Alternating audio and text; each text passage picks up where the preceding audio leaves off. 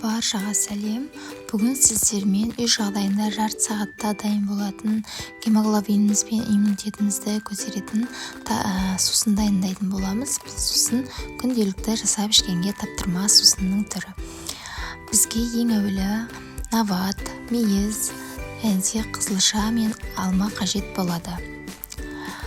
Бірінші алмамызды жақсылап жуып тазалап, керек емес жерлерін алып тастап, осылайынан жіңішкелеп етіп турап шығатын боламыз.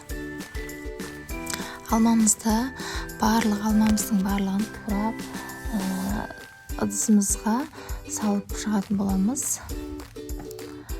Алмамызды турап болған соң қызылшамызды да алмамызға ұқсатып турап шығатын боламыз.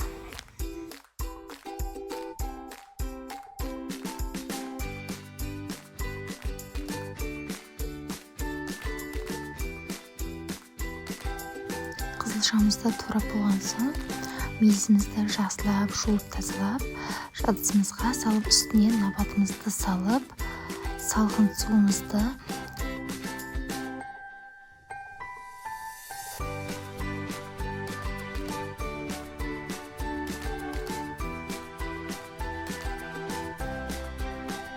өздеріңіз көріп тұрғандай сусынымыз осылай жарты сағатта қайнап дайын болады.